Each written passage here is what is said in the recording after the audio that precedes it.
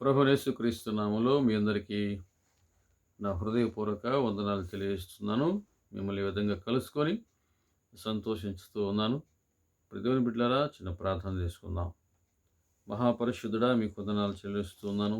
ఈ సమయంలో ప్రభువా, నీ వాక్యం ధ్యానించుకోబోతూ ఉండగా నన్ను మీ ఆత్మతో అభిషేకించింది. నా నోటిని మీ బోరగా వాడుకొని కూడి వచ్చిన వింటూ ఉన్న ప్రతి ఒక్కరు మీరు బలపరచమని, నీ వాక్యపు వెలుగులు మమ్మల్ని అందరూ నడిపించమని యేసు నామములో ప్రార్థిస్తూ నాను తండ్రి. ఆమేన్. దేవుని బిడ్డలారా, మరి ఒకసారి మిమ్మల్ని ఈ విధంగా కలుసుకొని దేవుని వాక్యమును పంచుకునేటువంటి భాగ్యం దేవుడు నాకు ఇచ్చాడు. కొద్ది నిమిషాల పాటు మనము దేవుని వాక్యాన్ని ధ్యానించుకుందాం. యేసు ప్రభువారు నరవతారిగా ఈ లోకములో ఉన్నప్పుడు తన మొదటి ప్రసంగములో ఆయన చేసిన కొన్ని అమూల్యమైన మాటలు మనం జ్ఞాపకం చేసుకుందాం. అందులో ఒక మాట జ్ఞాపకం చేసుకుందాం ఈ రోజున. మత్తయి సువార్త 5వ అధ్యాయంలో 9వ వచనం ఒక మాట చూస్తూ ఉన్నాం. మత్తయి సువార్త 5వ అధ్యాయము 9వ వచనంలో ఏముందంటే, సమాధానపరచువారు ధన్యులు, వారు దేవుని కుమారులు అనబడుదురు. సమాధానపరచువారు ధన్యులు, వారు దేవుని కుమారులు అని అనబడతారు. యేసు ప్రభువారు స్వయంగా తను చెప్పినటువంటి మాట ఇది. తన మొదటి ప్రసంగంలో పలికిన అమూల్యమైన మాట. దేవుని బిడ్డలారా, సమాధానపరచువారు ధన్యులు, వారు దేవుని కుమారులని అనబడతారు. ఎవరు దేవుని కుమారులంట? సమాధానపరిచేవారు దేవుని కుమారులు. సమాధానపరిచేవారు, సమాధానము కోరుకునేవారు, సమాధానమును కోరుకునేవారు, సమాధానపడేవారు, వారు దేవుని కుమారులు అని అనబడతారు. దేవుని బిడ్డలారా, యేసు ప్రభువారు పలికిన ప్రతి మాట కూడా చాలా విలువైంది. ఈరోజు మనము దేవుని కుమారులుగా జీవించాలి, దేవుని బిడ్డలంగా జీవించాలి. అది ఎంతో గొప్ప భాగ్యం. అది చాలా గొప్ప భాగ్యం. అది అందరికీ ఆ భాగ్యం దక్కదు. ఈరోజు నువ్వు దేవుని కుమారునిగా, దేవుని ప్రియమైన బిడ్డగా నువ్వు పిలువబడాలి అంటే, దేవుని దృష్టిలో నువ్వు ఆ విధంగా అంగీకరించబడాలి అంటే, దేవుని బిడ్డలారా, ఖచ్చితంగా నువ్వు సమాధాన పరుస్తూ ఉండాలి. సమాధానమును వెతికే బిడ్డగాను ఉండాలి. సమాధాన పరుస్తూ ఉండాలి, సమాధానమును వెతికే బిడ్డగా ఉండాలి. దేవుని బిడ్డ మనం చూస్తున్నాం సమాధానం. ఈనాడు కుటుంబాల్లో కొన్ని సమస్యలు వస్తూ ఉన్నాయి. ఈరోజు నీ కుటుంబంలో కొన్ని సమస్యలు వస్తూ ఉన్నాయి. ఆ సమస్యలు నువ్వు ఏం చేస్తూ ఉన్నావు? పెంచుతున్నావా, తగ్గిస్తూ ఉన్నావా? సమస్యలను తగ్గించే వ్యక్తిగా నువ్వు ఉండాలి. సమస్యలను జయించే వ్యక్తిగా, సమాధానమును దేవుని బిడ్డలారా, కుటుంబంలో ప్రతి ఒక్కరికి తెలియజేసే వ్యక్తిగా నువ్వు ఉండాలి. ఈరోజు మనము చూస్తూ ఉన్నాం. ఈనాడు కుటుంబ జీవితంలో మనం చూస్తే దేవుని బిడ్డలారా, కుటుంబంలో కొంతమంది మాట్లాడుతూ ఉంటే సమస్యలు ఎక్కువవుతూ ఉన్నాయి. కుటుంబంలో కొంతమంది మాట్లాడుతూ ఉంటే సమస్యలు జటిలమవుతూ ఉన్నాయి. కానీ దేవుని బిడ్డలు చేసే పని సమాధానపరచాలి. సమాధానపరచడం నేర్చుకోవాలి. మనము దేవుని దగ్గర నిరంతర విద్యార్థులమే. మనం నేర్చుకోవాలి. సమాధానపరచువారు ధన్యులు అని యేసు ప్రభువారు స్వయంగా చెప్పారు అంటే, ఒకసారి నువ్వు ఆలోచించేయి. నీ కుటుంబంలో, లేకపోతే నువ్వు ఉద్యోగం చేసే స్థలంలో, నువ్వు పనిచేసే స్థలంలో ఎవరైనా ఇద్దరు అరుచుకుంటూ ఉన్నా, లేకపోతే గొడవ పడుతూ ఉన్నా, లేకపోతే కొట్లాడుతూ ఉన్నా, నువ్వు వెళ్ళి ఏం చేస్తూ ఉన్నావు? సమాధానపరుస్తూ ఉన్నావా? ఖచ్చితంగా నువ్వు సమాధానపరిస్తే నీవు దేవుని కుమారునిగా పిలువబడతావు. దేవుని వాక్యం అదే మనకు నేర్పిస్తోంది. మనుషుల దృష్టిలో, దేవుని దృష్టిలో కూడా నువ్వు దేవుని ప్రియమైన బిడ్డగా ఉండాలి. నువ్వు విడదీయటం కాదు, వారిద్దరిని సమాధానపరచాలి. కొట్లాడుకుంటున్నారు ఇద్దరు, వారిద్దరి మధ్య సమాధానం లేదు. నువ్వు చూసావు, నువ్వు వింటూ ఉన్నావు, ఏం చేస్తూ ఉన్నావు? వారిద్దరి మధ్య ఇంకా సమస్యను పెంచుతూ ఉన్నావా? లేక వారిద్దరి మధ్య ఇంకా దూరాన్ని పెంచుతూ ఉన్నావా? అయితే నువ్వు ఎప్పటికీ దేవుని బిడ్డవు కాలేవు. నీవు దేవుని బిడ్డలారా చాలా జాగ్రత్తగా వినాలి. నీవు ఒక ఇద్దరు అరుచుకుంటూ ఉన్నా, పోట్లాడుకుంటూ ఉన్నా, గొడవ పడుతూ ఉన్నా, నువ్వు వారి దగ్గరికి వెళ్ళావు అంటే వారిద్దరిని విడదీయటమే కాదు కానీ సమాధానపరచాలి. శత్రువులుగా ఉన్న వారిని కూడా మిత్రులుగా మార్చాలి నువ్వు. అటువంటి గొప్ప దేవుని కృపను దేవుడు నీకు ఇచ్చాడు. అటువంటి కృపను దేవుడు నీకు ఇచ్చినప్పుడు నువ్వు సద్వినియోగం చేసుకోవాలి. ప్రియ దేవుని బిడ్డలారా, చాలా జాగ్రత్తగా ఉంటున్నావు కదా. సమాధానపరచువారు ధన్యులు,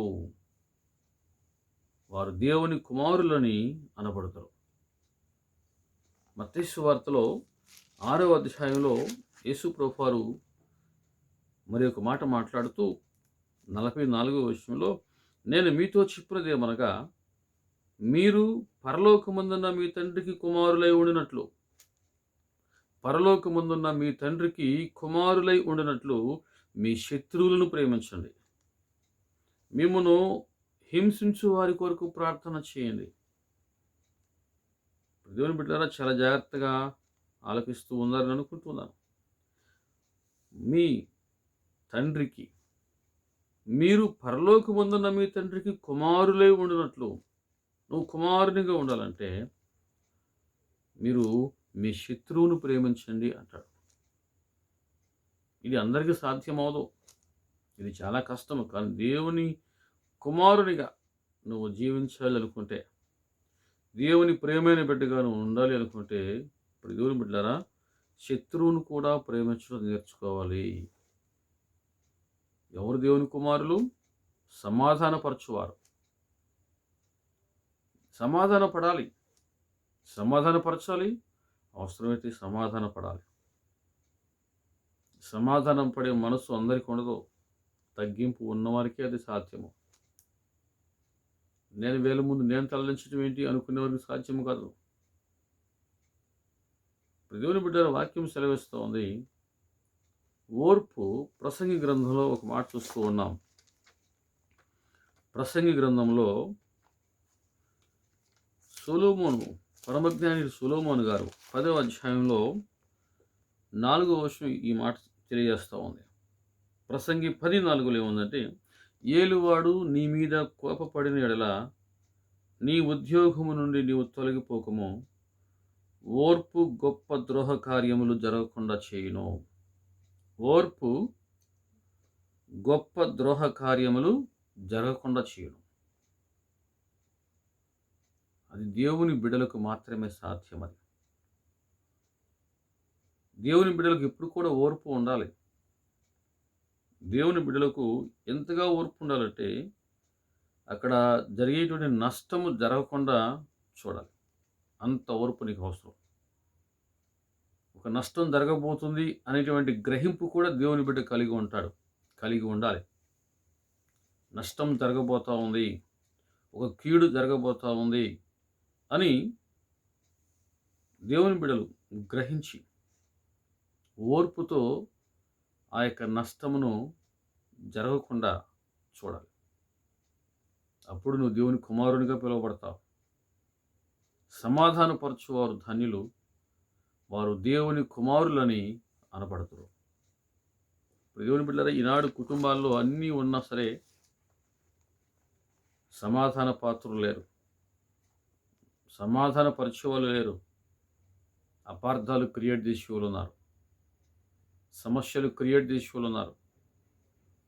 అందుకే వారు దేవుని కుమారులకు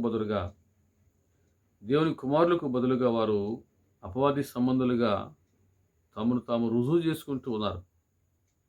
చాలా జాగ్రత్తగా అర్థం చేసుకుంటున్నారని అనుకుంటూ ఉన్నాను. మత్తయి సువార్తలో 5వ అధ్యాయం మనం చూస్తున్నాం. వారు దేవుని కుమారులు అని అనబడాలి. ఎవరు? సమాధానపరిచేవారు. దేవుని కుమారులకు ఖచ్చితంగా గ్రహింపు ఉండాలి. వారి యొక్క జ్ఞానము చాలా ఉపయోగకరంగా ఉంటుంది. జ్ఞానుల కన్నులు వారి తలలో ఉంటాయంటాడు. ఖచ్చితంగా ఇప్పుడు దేవుని బిడ్డలారా, నువ్వు దేవుని కుమారునిగా ఉండాలి అని ఒక ఆశ నీకుంటే ఖచ్చితంగా నీవు నీ ఇంటిలో సమాధానపరిచే వ్యక్తిగా, సమాధాన పాత్రునిగా, సమాధాన పడే వ్యక్తిగా నువ్వు ఉండాలి. అపోస్తలుడైన పౌలు గారు ఒక చక్కటి మాట మాట్లాడుతూ దేనిని వెతకమని చెబుతూ ఉన్నాడో మీకు జ్ఞాపకం చేస్తూ ఉన్నాను. తిమోతికి రాసినటువంటి 2వ పత్రిక 2వ అధ్యాయంలో మనం చూస్తున్నాం 22వ వచనం. నీవు యవనేచ్ఛలను విసర్జించి పవిత్ర హృదయులై ప్రభువుకు ప్రార్థన చేయువారితో కూడా నీతిని, విశ్వాసమును, ప్రేమను, సమాధానమును సంపాదించుకొనుటకు ప్రయాసపడము. నీవు యవనేచ్ఛలను విసర్జించి పవిత్ర హృదయులై ప్రభువుకు ప్రార్థన చేయు వారితో కూడా నీతిని, విశ్వాసమును, ప్రార్థన, ప్రేమను, సమాధానమును సంపాదించుకోవటానికి. దేన్ని సంపాదించుకోవాలి? సమాధానం సంపాదించుకోవాలి. ఇక్కడ కుటుంబ జీవితంలో ఇవి నాలుగు స్తంభాలుగా ఉండాలి. ఏంటవి? నీతి, విశ్వాసము, ప్రేమ, సమాధానము. నీతి, విశ్వాసము, ప్రేమ, సమాధానము. ఇవి నాలుగు స్తంభాలుగా నీ గృహంలో ఉంటే అది ఎప్పటికీ నిలిచి ఉంటుంది. ఈరోజు నీ గృహంలో సమాధానం ఉందా? సమస్యలు ఉన్నాయి. నువ్వు సమాధానపరచగలుగుతున్నావా? సమాధానపరచగలుగుతున్నావు అంటే నువ్వు ధన్యుడివే. అలా కాకుండా సమస్యను ఇంకా జటిలం చేసే వ్యక్తిగా ఉంటే నువ్వు ఎప్పటికీ దేవుని కుమారుని కాలేవు. దేవుని వాక్యం అదే సెలవిస్తాం. నాడు కుటుంబంలో ఖచ్చితంగా సమాధానమును వెతికే వాళ్ళు కావాలి, సమాధానమును సంపాదించుకునే వాళ్ళు కూడా కావాలని వాక్యం సెలవిస్తా ఉంది. సమాధానపరచువారు ధన్యులు, వారు దేవుని కుమారులని అనబడుదురు. ఇప్పుడు దేవుని బిడ్డలారా, ఆ విధంగా నీవు సమాధానపరిచే బిడ్డగా జీవించగలవా? దేవుని కుమారునిగా నువ్వు పిలువబడితే మంచిదే. దేవుని సన్నిధికి వస్తూ ఉన్నావు, దేవుని వాక్యం వింటూ ఉన్నావు. ఆ విధంగా నువ్వు నీ కుటుంబంలో సమాధానమును వెతికే బిడ్డగా నువ్వు ఉన్నావా? నీ తోటి వారితో సమాధాన పడే వ్యక్తిగా నువ్వు ఉన్నావా? సమాధానపరిచే వ్యక్తిగా నువ్వు ఉన్నావా? నీలో ఆ మార్పు కనబడాలి. ఆ మార్పు కొరకే దేవుడు చూస్తూ ఉన్నాడు. ఆ మార్పును నువ్వు చూపించగలవా? మారు మనసు పొందటం అంటే అర్థం ఏంటి? మనసు మార్చుకోవటం. దేని నుంచి మనసు మార్చుకోవాలి? దేవుని బిడ్డలారా, చాలామందికి ఈనాడు మారు మనసు పొందాను అనే ఆలోచన ఉంది. కానీ ఈనాడు తెలియకుండా వారు కూడా సమస్యలలో ఇరుక్కుపోతున్నారు. సమాధానపరిచే స్థాయి నుంచి పడిపోయే స్థితిలోకి వచ్చేస్తున్నారు. దేవుడు నీకు ఉన్నతమైన ఆధిక్యతనిచ్చాడు. ఉన్నతమైన ఆధిక్యతను, మంచి పొజిషన్ నీకు ఇచ్చాడు. సమాధానపరిచే స్థాయి నిలుస్తా నువ్వు పెద్దగా ఉండాలి, పెద్ద తలగా ఉండాలి, పెద్ద తలగా నువ్వు ఉండాలి. ఒక ఇద్దరు భార్యాభర్తలు కీసులాడుకొని అరుచుకొని నీ వద్దకు వచ్చారనుకో, వారిద్దరూ సమాధానపరచగలుగుతున్నావా? లేక ఎవరిలో ఒకరిలోనే తప్పు చూపించి మరొకరిని మంచి వ్యక్తిగా చూపించి వారిద్దరి మధ్య ఇంకా దూరం పెంచుతున్నావా? చాలామంది నాడు అండర్స్టాండింగ్ లేక, అవగాహన లేని స్థితిలో ఉండి అపార్థాలు పెంచుకుంటూ ఉన్న సమయంలో దేవుడు నిన్ను సమాధానపరిచే వ్యక్తిగా నిన్ను నిలబెట్టుకున్నాడు. అటువంటి సమస్యలతో ఉండి నీ దగ్గరికి వచ్చినప్పుడు, అది నీ దృష్టికి వచ్చినప్పుడు పెద్దగా నువ్వు ఉండి, పెద్ద మనసు కలిగి ఉండి, ఖచ్చితంగా నువ్వు వారిద్దరినీ విడదీయటమే కాదు, సమాధానపరచాలి. సమాధానపరచు. గొడవ పడుతున్నప్పుడు వాళ్ళని విడదీయండ్రా అంటారు. విడదీయడం పెద్ద పనిగా, కానీ సమాధానపరచటమే నువ్వు నేర్చుకోవాలి. యేసుప్రభు వారిని ఇప్పుడు దేవుని బిడ్డలారా, ఆయన ఈ లోకంలో నరవతారిగా ఉన్నప్పుడు ఆయన పట్టుకున్నారు, బంధించారు, సిలువకు అప్పగించారు, తీర్పు తీర్చారు. అందరూ ఏకమై ఆయన మీద అనేకమైన నేరాలు మోపారు. యేసు ప్రభువులో ఉన్న గొప్పతనం ఏంటంటే ఆయన ఎక్కడ ఉన్నా సరే సమాధానమును వెతికేవాడే. యోహాను సువార్తలో మరి యేసు ప్రభువారిని మరి సిలువకు అప్పగించక ముందు మరి ఆయనకు తీర్పు తీర్చడం కోసము పిలాతు యొద్దకు తీసుకొచ్చారు, హేరోదు యొద్దకు తీసుకొచ్చారు. ఈ విధంగా అక్కడి నుంచి ఇక్కడికి, ఇక్కడి నుంచి అక్కడికి తీసుకుని వస్తూ ఉన్నారు. దేవుని బిడ్డలారా చాలా జాగ్రత్తగా ఉండండి. లూకా సువార్త 23వ అధ్యాయంలో హేరోదు పిలాతులు బద్ధశత్రువులు. వారికి ఒకరంటే ఒకరికి పడదు, ఒకరంటే ఒకరికి గౌరవం ఉండదు, వారిద్దరికి గౌరవం లేదు. అటువంటి సమయంలో యేసు ప్రభువును వారి ఎదురు తీసుకొచ్చినప్పుడు లూకా సువార్త 23వ అధ్యాయంలో 12వ వచనం మనం చూస్తూ ఉన్నాం. లూకా సువార్త 23:12 ఏముందంటే, అంతకుముందు హేరోదును పిలాతును ఒకనికొకడు శత్రువులై ఉండి ఆ దినముననే ఒకరికొకడు మిత్రులైరి. శత్రువులుగా ఉన్నవారు మిత్రులయ్యారు. ఎవరు చేశారు పని? యేసు ప్రభువారు వారిద్దరిని మిత్రులుగా మార్చాడు, సమాధానపరిచాడు. చాలా జాగ్రత్తగా అర్థం చేసుకోవాలి. దేవుని బిడ్డలారా, బద్ధ శత్రులుగా ఉన్నవారు కూడా మిత్రులుగా మారారంటే సమాధానపరిచినోడు ఎంత గొప్పవాడు అర్థం చేసుకో. సమాధానపరచువారు ధన్యులు, వారు దేవుని కుమారులు అని అనబడతారు. లూకా సువార్త 23వ అధ్యాయం మనం చూస్తున్నాం. అంతకుముందు హేరోదును పిలాతును ఒకరికొకడు శత్రువులై ఉండి ఆ దినములనే ఒకరికొకడు మిత్రులైరి. అంటే సమాధానపరిచేవారు ఉంటే శత్రువులుగా ఉన్నవారు కూడా మిత్రులుగా మారతారు. ఈరోజు నీ కుటుంబంలోనే నువ్వు సమాధానపరిచే స్థితిలో నువ్వు ఉండాలి. అక్కడి నుంచి ఆరంభం అవ్వాలి. నువ్వు సమాధాన పాత్రునిగా, దేవుని కుమారునిగా నీవు ఒక అడుగు ముందుకు వేయాలి. ఎక్కడి నుంచి ఆరంభం? అది నీ కుటుంబంలో నుంచి ఆరంభం అవ్వాలి. సమాధానపరిచే స్థితిలో నువ్వు ఉండాలి. సమస్యను పెద్ద చేసే స్థితిగా నువ్వు ఉండకూడదు. సమస్యను జటిలం చేసే వ్యక్తిగా నువ్వు ఉండకూడదు. సమాధానపరచు, సమస్యలు తొలగిపోతాయి. సమాధానం వెతుకు, కుటుంబం ఎప్పుడు కూడా సమాధానంగా ఉంటుంది. ఇప్పుడు దేవుని బిడ్డల వాక్యం సెలవిస్తూ ఉంది. సమాధానపరచువారు ధన్యులు, వారు దేవుని కుమారులు అని అనబడతారు. కొన్నిసార్లు నువ్వు సమాధానపరిచేటువంటి ప్రక్రియలో నువ్వు ఉన్నప్పుడు నీకు అవమానం రావచ్చు.